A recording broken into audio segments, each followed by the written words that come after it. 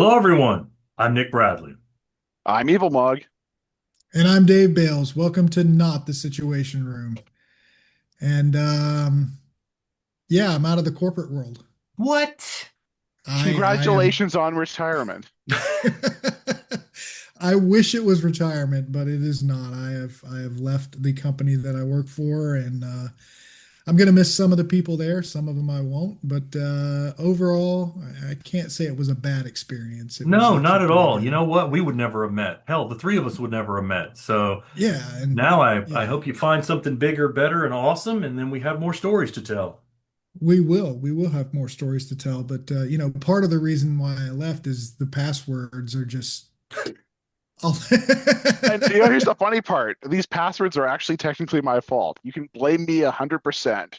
I did a little bit called the Kraken shenanigans back in the day, and I convinced the CISO that 15 character passwords are the minimum for every single system. And so shortly thereafter, they changed it for literally everybody. So all your pain is my fault. So you caused Oh, the I pain for the hate whole you. world. Yeah. Mog, I know where you Ladies and live. I mean, and that's the thing. I'm here to rant about passwords on this case because honestly, there's a lot of bad information about passwords floating around. Well, There's a please meme. enlighten us. Yes, there's this meme that's floating around because some vendors were handing out password books. And I know everyone says don't write down passwords. You know what? They're wrong. Just flat out wrong. I don't care if your password's written down. As long as you secure the piece of paper, I don't give a rat's. What I care about is this. It's really simple. Do not reuse passwords between systems. Period. End of story. Treat them like your underwear, change them often, share them with nobody. Um, what you need to do is make a random password. And if it's Windows or anything that's UTF-16 little ending encoded or UTF-8, insert an emoji, chicken emoji, poop, horse emoji, followed by like, hey, this job sucks, is a very valid password. And you can still type it in with a standard Windows keyboard. I'm Just pretty sure please, for the that's a love of lot of God. people's passwords. It probably could be. You know what the most common password is actually that I've seen on the AD assessments? I hate this effing place. Wow. are you serious? I Yes. figured it would be somebody's dog's name or something like that. No. Variants of I hate this place, company sucks, or the standard season year exclamation mark with a capital thrown in there for grins, or yeah, month year exclamation mark. Um, Usually there's variants of people's companies' names, or they'll start off with like company name 123 and they'll increment it by a number.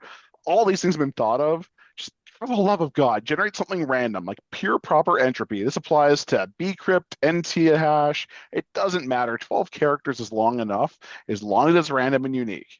And please change it once a year, regardless of what NIST says, because password breaches happen all the time, and just change them. It's a shared authentication secret. You don't keep your certificates valid for like a freaking year. Well, see, I'm glad you I mentioned something along those lines because I've seen a lot of times lately where it doesn't matter if you change your password because they've already hijacked your session. Right. Invalidate your session tokens or whatever else. I mean, a session token is just a really long password. A But passkey, if but someone how steals many a people know passkey, how many people know how to do that? there is well, the fallacy of our entire industry. No one knows what we're doing. operating systems nowadays actually have password generation built into it that are, you know, uh, uh, how long would it take to break a password that Apple gives me, which is, 27 characters long. It's uppercase, lowercase, numbers, division symbols. Honestly, it's hash dependent. It's completely hash dependent. In NTLM, it's super quick, but even then, I can't brute force an 8 character or an 18 character random password as long as the entropy is high enough. 12 is honestly good enough, even for things like bcrypt. NT hash is kind of the same deal. 12 is honestly good enough if the password is long and secure. But here's the thing, people don't do long and secure passwords, hence why I recommend 16 to 20. Go as long as it'll accept. As long as you know one day when you screw up and your phone dies, you'll have to manually type that thing in from your paper copies. And All final those thing, Yes. all those beeps everybody's hearing is Eric Hanratty going, "Hey, I'm almost ready," and I'm telling him, "Too late." It's I just mean, the you three of us snooze, you again. lose for the rant, man. It would have been funnier if he'd have just popped in the middle of the video. I'd have made it work. Yeah, 1000%. My only beef, and this is a big thing, if you're using a password manager, do yourself a favor, back it up. put a second copy somewhere else far away from where your backup is. And then you know what? Print it out again just in case and keep that separate, like safety deposit box, your family recipe book, stored with your senile old man with a shotgun. I honestly don't care where you store it. Stop Just talking about keep a me. backup. Talking about my dad, but close enough. I'm older So, I than mean, both of you. right? And on top of all that, I mean, come on, non-SMS multi-factor authentication. Uh, Between the two of those, you're Oh, pretty solid. Right. And yeah, it's no SMS. You don't want email-based authentication because that's just Correct. downright stupid. But SMS-based, you deal with SIM jacking. Um, and here's the thing, passkeys are no different from a password. They can be shared between password managers unless they're stored in like a little fob that looks like this and hardware protected. They're about as useful as a password. yeah. I mean, the hardware passkeys are great. The little YubiKeys or Yeah. whatever they're Yeah. called. But a passkey on a You desktop, like, I'm sorry. you can buy a YubiKey from Amazon for $29. Store everything on it, and you're good. You've got to buy two and back one up to the other one, stick it in your safe, My and favorite you're one I good. keep is I have a super tiny one that looks like this. Yes, I have the same one. I Keep it in my would I, USB key at all times. I That's what would lose protects it. access to the real secret stuff. I would lose that. Just don't unplug Yeah, that's just leave That it it's plugged in. embarrassing when you do a presentation though, and your pinky slips onto, and all of a sudden this big string of keys. that or my cat would eat it. Yeah, Yeah, that might be the problem. The cat may eat it. Vinny eats everything. so as much as we rant about passwords, though, I'm serious. I've been yelling at this same stint about password managers my entire career for like, and I'm going to be shouting up the rooftops for the next 20 years. And I sadly think we'll be solving this problem long after I'm in a retirement home and going, back in my day, my first computer was a telex machine, and that's the way we liked it. One of us Wow, will be down the telex. hall and just yell, "You shut up, mug! Nobody cares anymore." Oh man. Well, I mean, that's not the only issue going around these days as far as fingerprinting goes, because there's something else coming around the bend that Oh, our good friends yeah. over at Alibaba and AliExpress have decided to do. What are they doing? So this is a fun one. AliExpress is doing audio-based fingerprinting by hijacking your audio and playing zero volume sound. And that zero volume sound is then used to have encoded various things. What they do is they analyze how your system processes audio, and Mhm. then they send in data that way, kind of like it'll embed your GPU information, display information, like everything to fingerprint your asset just from browsing AliExpress. And it was discovered because someone's Bluetooth audio cut out while they were browsing the site. Oh, so one person gets their Bluetooth audio interrupted, and now we've got another security lapse. I mean, it's AliExpress. Big China's go to China. You China know, get in China. I could sit here and say that I've never bought anything from AliExpress, and I would be lying because I have. I mean, I And bet you I Temu always, does the same thing now.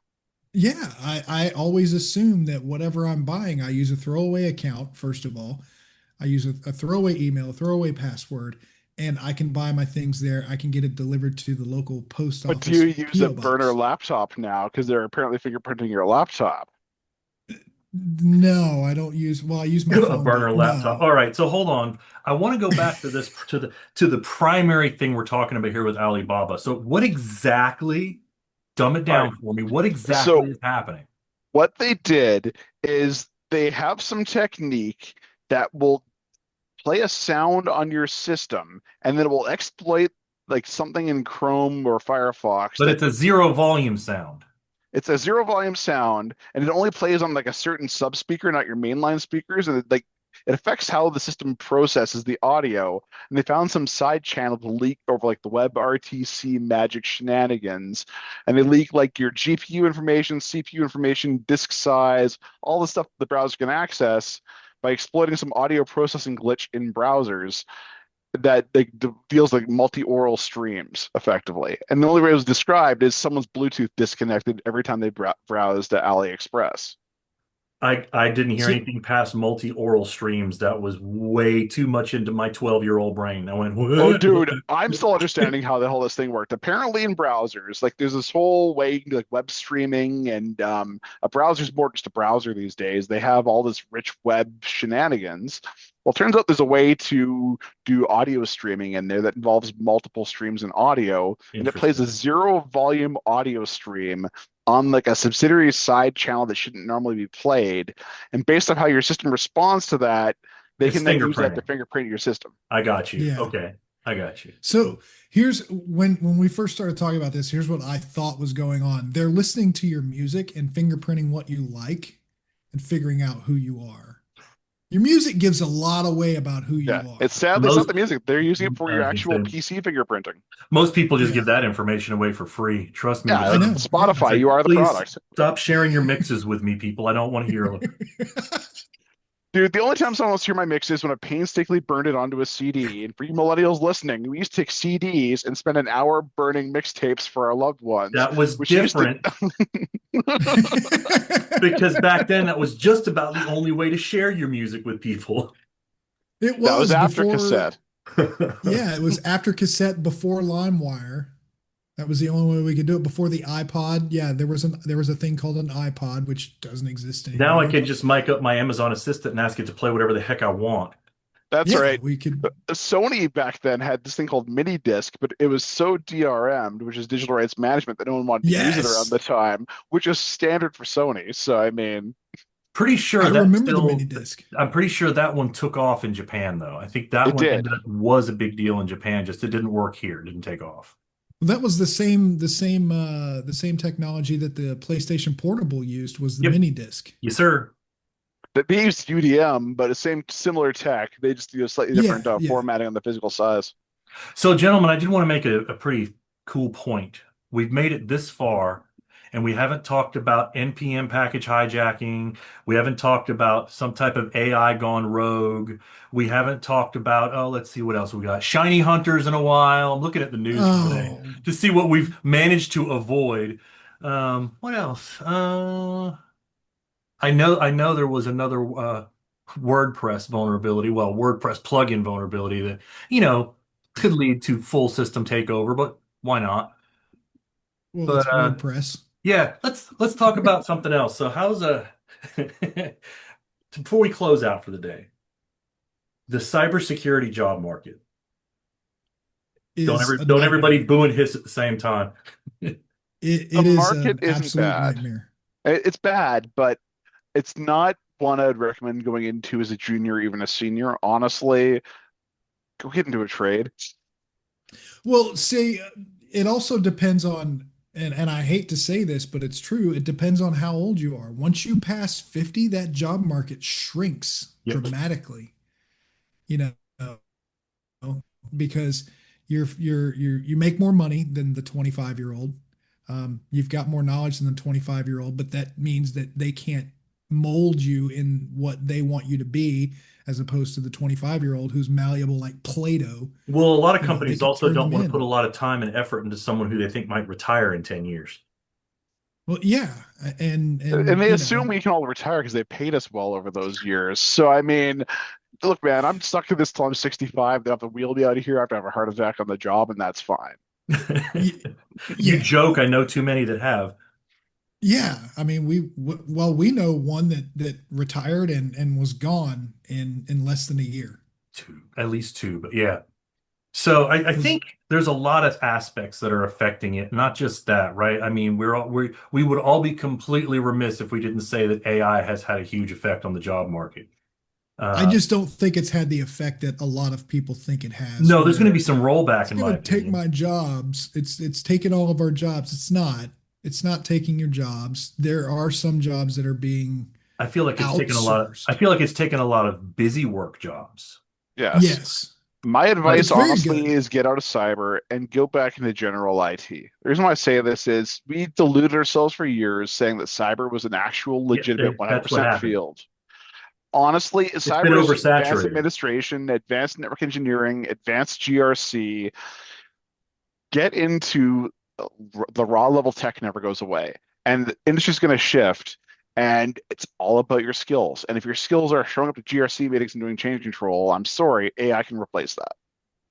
Yeah, Yeah, you hit AI a is good. very good at repetitive tasks. I Yes. mean, that's what it does. It's But really good at that. but Dave, that shouldn't be new to any of us. It's AI No, this time, but all of us have seen that as coding progressed and scripting progressed and It was programming language got outsourcing better. previously. It was then the coding boot camps. It was all these things that have compressed. Like this industry is saturated.